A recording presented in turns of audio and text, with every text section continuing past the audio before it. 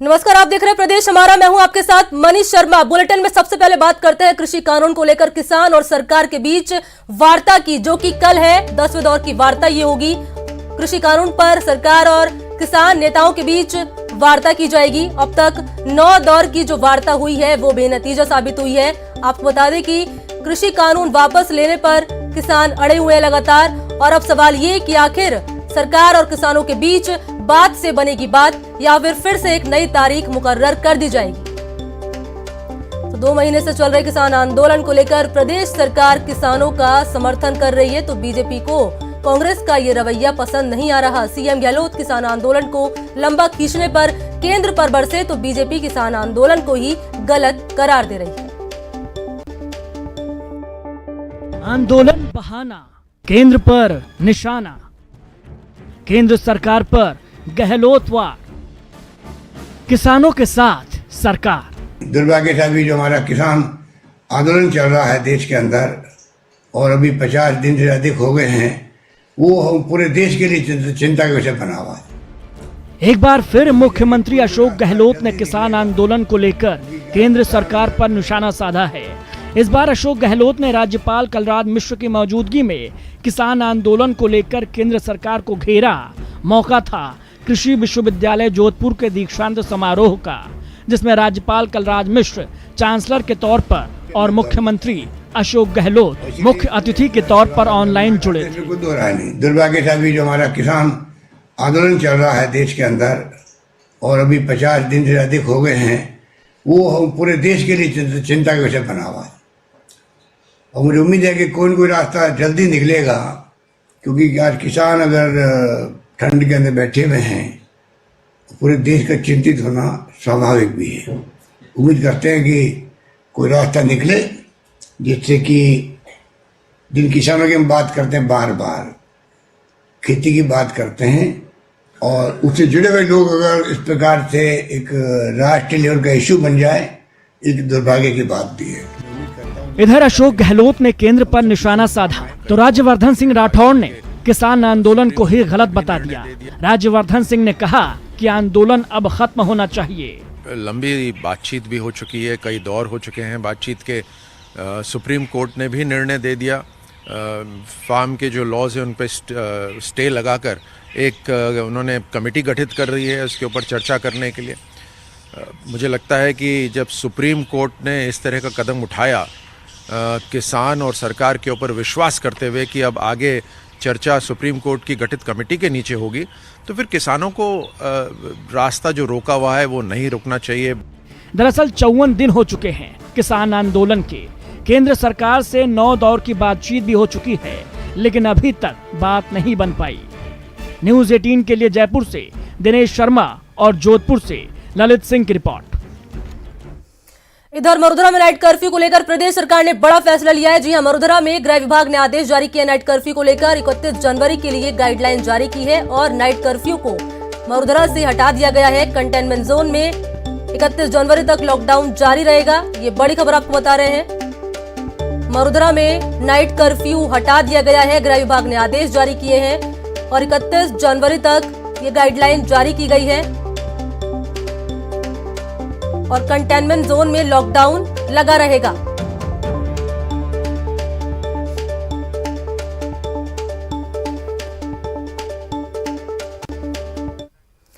चलिए रुक करते अगली खबर का। जम्मू कश्मीर के कुपवाड़ा के टीटवाल सेक्टर में तैनात मेजर फैजुल्ला खान की संदिग्ध हालात में मौत की खबर सामने आई है। मेजर फैजुल्ला जयपुर के रहने वाले हैं। मेजर फैजुल्ला 6 जम्मू कश्मीर राइफल्स में कंपनी में कमांडर थे। मेजर फैजुल्ला के शरीर पर चोट के निशान भी मिले हैं। तो मेजर फैजुल्ला खान के परिजनों से बातचीत की हमारे संवाददाता राकेश गुसाई ने। मेजर फैजुल्ला खां अब हम सबके बीच में नहीं है, क्योंकि आज ही उनका शव संदिग्ध अवस्था के अंदर कुपवाड़ा के पास में मिला है। मैं परिवार के सदस्यों के साथ में मौजूद हूँ। परिवार के कुछ सदस्य कुपवाड़ा गए हैं पार्थिव देह को लाने के लिए। मौजूदा समय में परिवार के सदस्यों के बीच में यहाँ पर मौजूद परिवार के सबसे बुजुर्ग आप ही हैं, तो आप भी थोड़ा ब्रीफ करके बताएं कि किस प्रकार की कॉल आई थी और उसके बाद में क्या सूचना। उनके फादर से बात हुई है, तो उनके फादर ने कहा कल रात को 8:30 बजे मेरी उनसे बात हुई थी, तो वो थोड़े से परेशान थे, तो मैंने कहा बेटा तू छुट्टी लेकर आ जा। तो उसने इतना पता चला कि सुबह उसने छुट्टी के लिए उसने ये कहा था कि मैं सुबह अप्लाई कर दूंगा। तो इतना पता चला उनको, उनके फादर को, कि वो छुट्टी की एप्लीकेशन रिजेक्ट हो गई थी। बस इसके अलावा कुछ नहीं। उसके बाद ये न्यूज़ आ गई। और जिस प्रकार से उनका रहन सहन था, जिस प्रकार से वो पले बड़े थे, उस हिसाब से कुछ ब्रीफ अच्छा था, बहुत अच्छा था, बहुत डिसेंट लड़का था, बहुत ही मतलब ये कि सब लोगों की इज्जत करता था।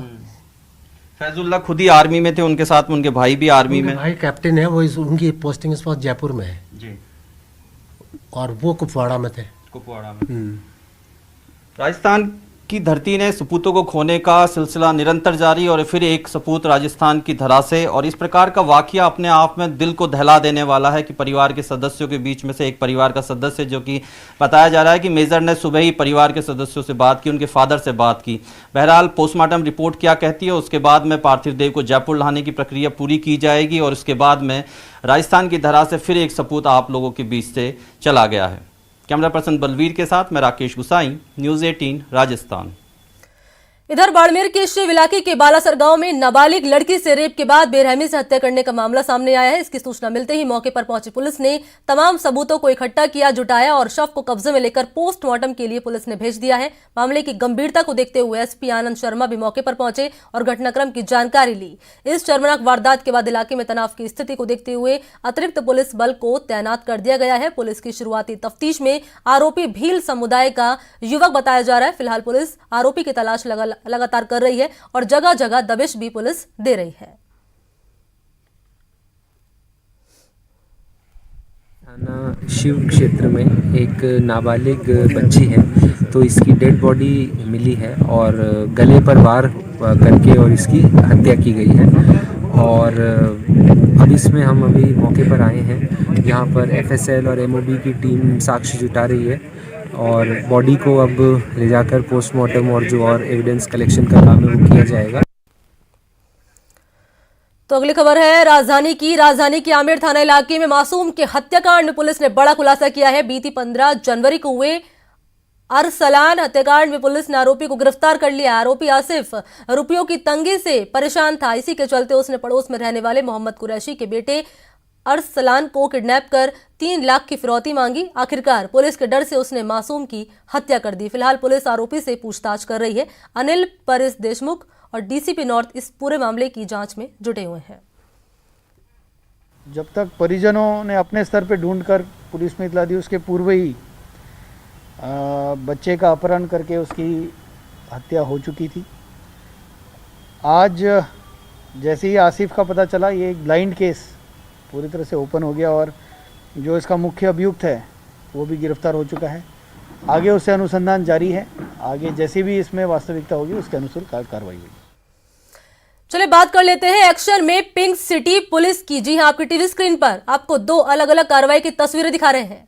पुलिस ने 2 नकबजनों को गिरफ्तार किया है, साथ ही 2 तस्कर भी पुलिस के हत्थे चढ़े हैं। तो एक्शन में है पिंक सिटी पुलिस। पहले तस्वीर में 2 नकबजन को गिरफ्तार किया है और दूसरी तस्वीर में 2 तस्करों को पिंक सिटी की पुलिस ने, राजधानी की पुलिस ने गिरफ्तार किया है।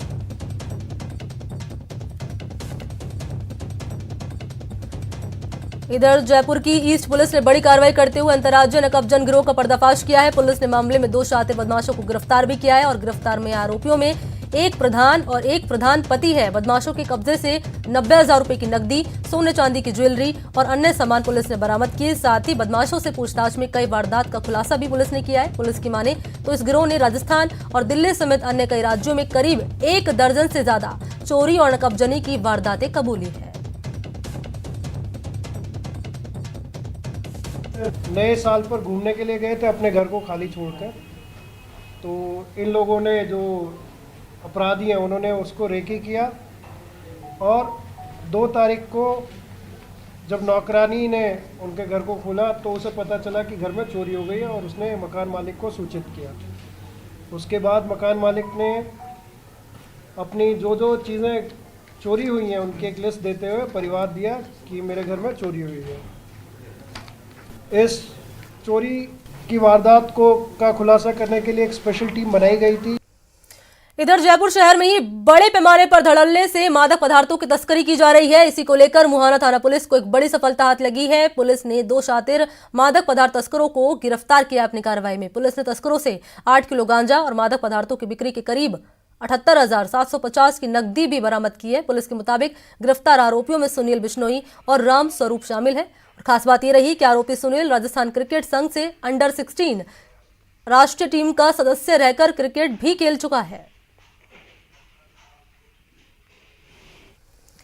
इधर राज्य के सभी 200 विधानसभा निर्वाचन क्षेत्रों की मतदाता सूचियों का अंतिम प्रकाशन कर दिया गया है। मुख्य निर्वाचन अधिकारी प्रवीण गुप्ता ने सोमवार को यानी कि आज मान्यता प्राप्त राष्ट्रीय राजनीतिक दलों के साथ बैठक कर सूचियों का अंतिम प्रकाशन किया। प्रदेश में इस साल 1 जनवरी की अहर्ता रखने वाले कुल 10,61,303 मतदाता जोड़े गए हैं। इनमें से 5,61,732 पुरुष हैं और 4,99,571 महिला मतदाता शामिल हैं। जोड़े गए नामों में से 18 से 19 आयु वर्ग के 6,95,016 युवा मतदाता हैं। और मुख्य निर्वाचन अधिकारी प्रवीण गुप्ता ने बताया है कि कोरोना के बावजूद युवाओं के इतने नाम पंजीकृत होना प्रदेश में लोकतंत्र की मजबूती के लिए एक सुखद संकेत है। इधर जयपुर में ही पेयजल आपूर्ति प्रभावित रहेगी। विद्युत विभाग द्वारा बालावाला पंप हाउस पर 133 केवी विद्युत स्टेशन का मेंटेनेंस का काम जो है जारी रहेगा। बालावाला पंप हाउस के विद्युत स्टेशन की मेंटेनेंस के चलते बीसलपुर पेयजल योजना से आने वाली सप्लाई जयपुर शहर में बंद रहेगी। बिजली विभाग द्वारा मेंटेनेंस का काम सुबह 9:30 बजे से शुरू होगा, जो कि शाम के करीब 5 से 6 बजे तक जारी रहेगा। इधर जयपुर के ही 4 दीवारी इलाके में बना ताल कटोरा सरोवर इन दिनों खुद की बहाली पर आंसू बहा रहा है। हालात ये बने हुए हैं कि ताल कटोरा में अब जलकुंभी का जाल फैल चुका है। पूरे ताल कटोरे में सिवाय जलकुंभी के अब कुछ नजर नहीं आता। उधर हेरिटेज नगर निगम में बीजेपी की मेयर पद की प्रत्याशी रही कुसुम यादव सोमवार को ताल कटोरों का दौरा करने पहुंची। चले बढ़ते आगे, अब आपको दिखाते हैं किसान आंदोलन के रंग। किसान महिला दिवस के मौके पर अलवर जिले के शाहजहांपुर बॉर्डर पर महिलाओं ने बॉर्डर पर आंदोलन की कमान संभाली। कोटपुतली इलाके से ट्रैक्टर चलाकर आंदोलन स्थल पर पहुंची, वो भी 1-2 नहीं 51 ट्रैक्टर पर सवार होकर। साथ ही साथ गीत, नृत्य और लघु नाटिकाओं के जरिए केंद्र सरकार को घेरा।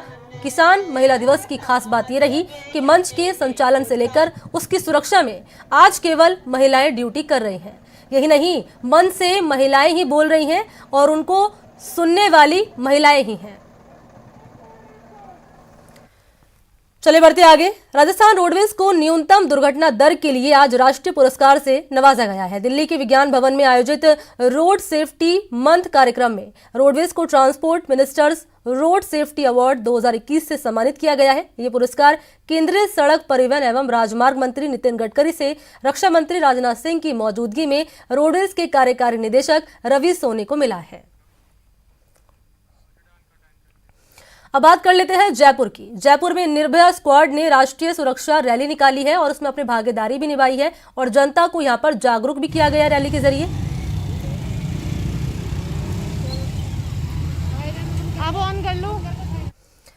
इधर जयपुर के ही एसएमएस अस्पताल के डॉक्टर दिनेश खंडेलवाल अब स्वस्थ हैं। कोरोना वैक्सीनेशन के बाद खंडेलवाल की तबीयत बिगड़ गई थी। ऑब्जर्वेशन के लिए दिनेश खंडेलवाल को आईसीयू में भर्ती कराया गया था, जिसके बाद अब उनकी हालत ठीक है।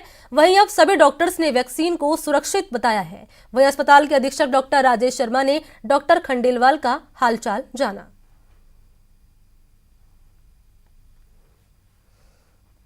देख के मुझे जो समाचार ज्ञात हुए कि डॉक्टर दिनेश खंडेलवाल जो हमारे यहाँ के वरिष्ठ न्यूरो फिजिशियन हैं, उनको वैक्सीन से हालत बिगड़ी, आईसीयू में भर्ती हुए। ऐसा कुछ नहीं है, उनको वैक्सीन लगाते वक्त जो है एकदम एंजाइटी हुई, उससे थोड़ी घबराहट हुई थी और वो बिल्कुल स्वस्थ हैं। नमस्कार, मैं डॉक्टर दिनेश खंडेलवाल हूँ। मुझे इंजेक्शन से थोड़ा सा एंजाइटी जैसे हुआ और मुझे कोई साइड इफेक्ट नहीं हुई। मैं बिल्कुल स्वस्थ हूँ, अब मैं काम कर रहा हूँ। यहाँ वक्त तक ब्रेक का जल्द हाजिर होता है। चलिए ब्रेक के बाद बात कर लेते हैं एनबीए की बार्क को लिखी चिट्ठी की। जी हां, न्यूज ब्रॉडकास्टर्स एसोसिएशन यानी एनबीए ने बार्क से कहा है कि वो अपने ऑडिट को लेकर स्पष्ट बयान जारी करे, साथ ही हिंदी समाचार जोनर का ऑडिट भी दिखाए। एनबीए ने अपने बयान में ये भी जोड़ा है कि दोषी प्रसारकों के खिलाफ बार्क ने क्या कार्रवाई की है, इसकी भी जानकारी दें। एनबीए ने गलत डेटा हटाए जाने के बाद नए सिरे से सभी समाचार चैनलों की रैंकिंग की स्थिति जानने की जारी करने की मांग की है। बार्क को लिखी चिट्ठी में एनबीए ने कहा है कि रेटिंग प्रक्रिया में पारदर्शिता लाने और रेटिंग को सुरक्षित बनाने के लिए पिछले 3 महीने में जो भी कदम उठाए गए हैं उसकी जानकारी बार्क को देनी चाहिए। एनबीए ने बार्क से साफ कहा है कि इस तरह की कार्रवाई का ब्यौरा संबंधित पक्षों के साथ साझा करने तक सभी समाचार चैनलों की रेटिंग स्थगित रहनी चाहिए।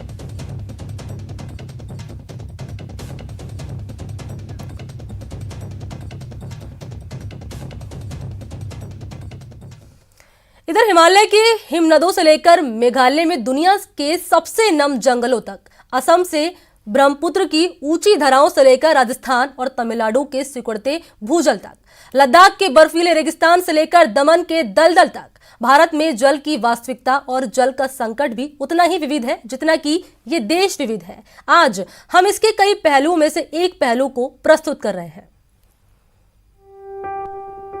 स्वच्छता और पानी,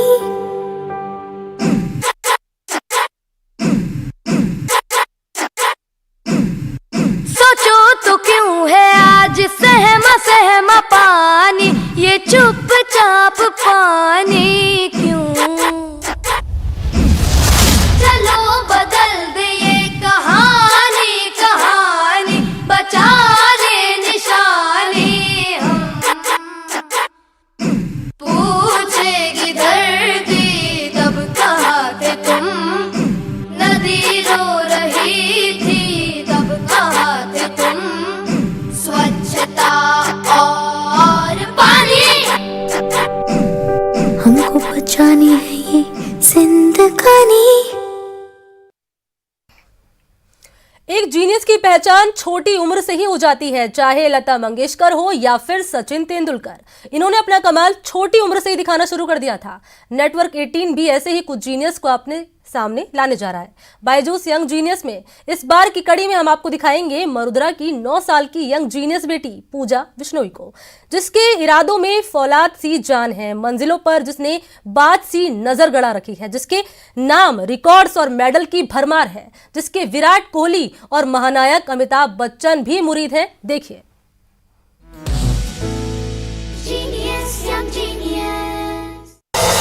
5 साल की उम्र, 6 पैक एब्स। जब मैं 5 साल की थी तब मैंने 6 पैक एब्स बनाए थे। 6 साल की उम्र, 48 मिनट में 10 किलोमीटर। जब मैं 6 साल की थी तब मैंने 10 किलोमीटर 48 मिनट में की थी। 8 साल की उम्र, 12 मिनट 50 सेकंड में 3 किलोमीटर। जब मैं 8 साल की थी तब मैंने 3 किलोमीटर 12 मिनट और 50 सेकंड में कंप्लीट की थी।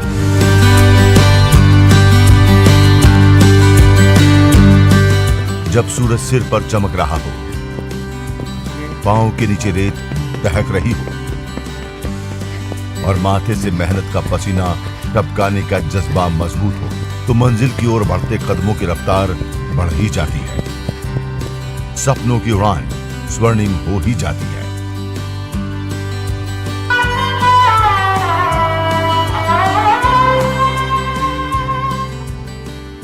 जोधपुर के एक छोटे से गांव गुढ़ा बिश्नोई के रहने वाली 9 साल की पूजा को भी उसके मामा और कोच श्रवण कुमार बुधिया यही सीख दे रहे हैं।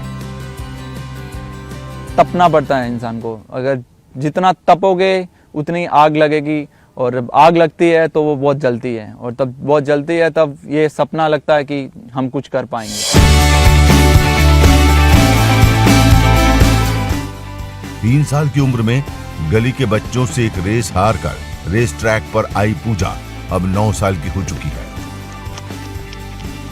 और रेस ट्रैक पर 6 साल में पूजा ने वो हासिल कर लिया है जिसकी वजह से उसकी पहचान गुढ़ा बिश्नोई से निकलकर वर्ल्ड लेवल की हो गई है। पूजा के नाम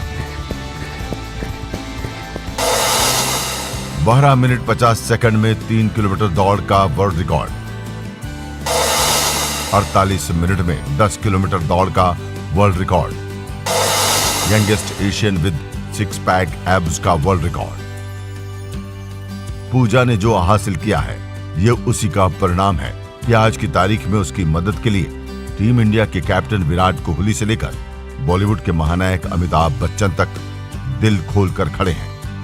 तो संसाधनों का अभाव तो शुरुआत से ही था और अभी भी है, बट अभी जैसे कि ग्राउंड का, अब विराट कोहली सर है, उन्होंने बोला कि ग्राउंड के पास अपना फ्लैट दिला दिया। तो ये सब चीज़ें फिर मतलब एक गांव से हट के फिर यहाँ आने के बाद जो हेल्प मिली हमें, वो मतलब बहुत बड़ी चीज़ें हैं। एक दिन इंडियन स्पोर्ट्स ऑनर का फंक्शन था, तो वहाँ पे विराट कोहली सर और अमिताभ बच्चन सर और देश की महान हस्तियाँ वहाँ पे थी, तब उन्होंने मिलकर मेरा हौसला बढ़ाया, तो फिर मुझे बहुत ही अच्छा लगा।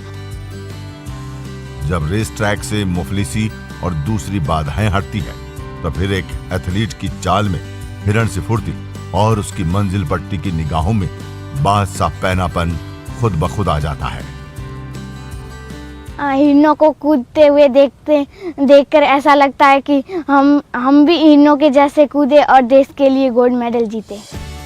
इस आत्मविश्वास के लिए पूजा ने बहुत मेहनत की है, बहुत कुछ खोया भी है। मसलन इस उम्र के बच्चे जिस बचपन को जीते हैं, पूजा उस बचपन से मरहूम रह गई, लेकिन रेस ट्रैक पर उसने वो कमाल कर दिखाया है जिसे देखकर वो खुद भी अचंभित रह जाती है। आइए सुनते हैं सुबह से शाम तक पूजा क्या करती है जिससे उसके इरादे फौलादी हो जाते हैं। मैं सुबह 3 बजे उठती हूँ, 3 बजे से 7 बजे तक प्रैक्टिस करती हूँ, फिर मेरी क्लासें लगती है, फिर मैं 2 बजे मैं क्लास स्कूल से घर आती हूँ, फिर मैं शाम को 4 बजे से लेकर 8 बजे तक प्रैक्टिस करती हूँ। सुबह से शाम तक पसीना बहाना पड़ता है और हर रात के बाद सुबह के लिए तैयार होना पड़ता है, तब जाकर 9 साल की उम्र में कोई बच्ची पूजा बिश्नोई बन पाती है। रेस ट्रैक पर पूजा के कमाल की ये तो शुरुआत भर है। भविष्य में कई और वर्ल्ड रिकॉर्ड पूजा के नाम लिखे जाने का इंतजार कर रहे हैं। पूजा की मेहनत और शुरुआत तो यही संकेत दे रही है। कैमरामैन भवानी सिंह के साथ भंवर पुष्पेंद्र, न्यूज़ 18 राजस्थान।